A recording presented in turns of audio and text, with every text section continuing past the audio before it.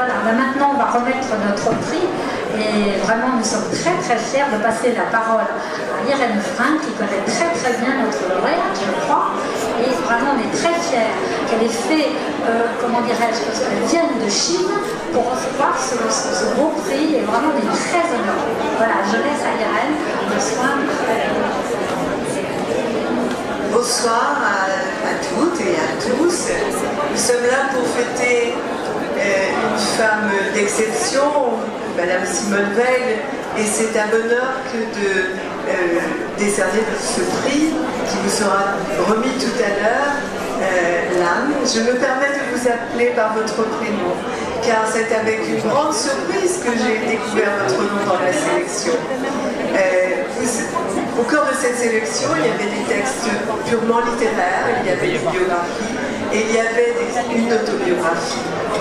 Je n'aurais jamais soupçonné, sur les routes de Chine que j'ai parcourues entre Pékin et Shanghai, avec vous, il y a longtemps, ou dans les allées du Women's Forum de Deauville, que vous portiez ce fardeau, comme vous me l'avez dit tout à l'heure, ce fardeau d'une enfance et d'une adolescence volée par la cruauté de la folie politique.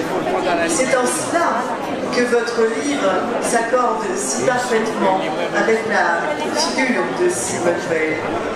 J'avais noté, bien que nous ne soyons pas beaucoup parlé un jour, que vous saviez regarder les êtres. Je me souviens des regards attentifs que vous avez eu parfois quand nous avons échangé quelques mots. Vous êtes une véritable humaine, attentive aux autres, dans l'écoute, souvent plus que dans la parole. Mais quand vous parlez, d'ailleurs on le verra tout à l'heure, moi je vous ai entendu parler à des tribunes, vous êtes d'une incroyable éloquence. Je sais que ce livre, à ce moment de votre vie, comptait beaucoup pour vous. Sachez qu'il va compter beaucoup pour nous. Vous croyez, avec une foi inébranlable, que les femmes ne font bien qu'en chaîne. Vous avez apporté votre parole à cette chaîne de parole des femmes. Et je crois que Simone Veil aurait été extraordinairement heureuse comme nous de lire ce livre qui est pour nous une véritable inspiration au sens anglo-saxon du terme, c'est-à-dire que nous sentons l'esprit de volonté, d'action qui nous anime quand nous vous lisons. Je vous invite tous à lire ce livre superbe. Vous allez voir, c'est un livre d'une belle personne, parce que cette souffrance, vous l'avez transformée en quelque chose d'extraordinairement rayonnant. C'est la résilience, cela aussi c'est Simone Veil. Merci Lannes et bravo.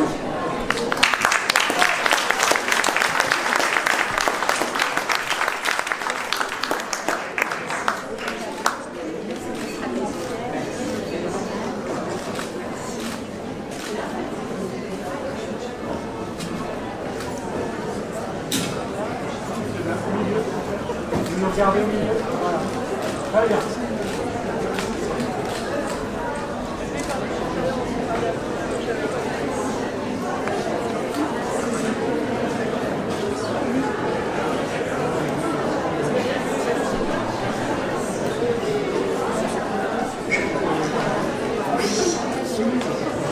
Chère Irène, chère amie, je suis vraiment très touchée. Merci beaucoup pour votre présentation qui me touche beaucoup sur mon livre. Recevoir aujourd'hui le prix Simone Veil de la part d'éminents écrivains, pour moi, est un grand honneur, dont je mesure toute la portée symbolique. Et je tiens à vous remercier profondément.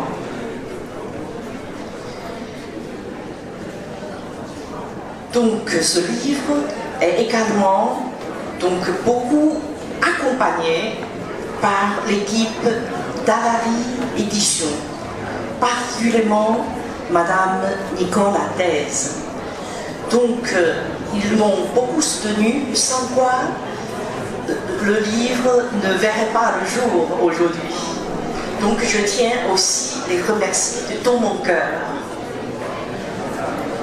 Aujourd'hui, je suis très émue, car c'était l'anniversaire de ma mère. Ce prix, en effet, est un hommage à elle qui m'a transmis beaucoup de valeurs et qui m'a transmis la foi en littérature, même au pire des heures, dans sa détention dans un camp de rééducation au travail. Et maman aussi m'a transmis le courage de surmonter des difficultés tout en gardant l'espoir. Le fait que cette remise de prix ait lieu l'année même où Madame Simone Veil entre au Panthéon ajoute une dimension particulière à cette cérémonie. Comme si par la distinction dont ou m'honorait, un pont était jeté entre les combats menés en son temps par Simone Veil et ceux menés en Chine par ma famille.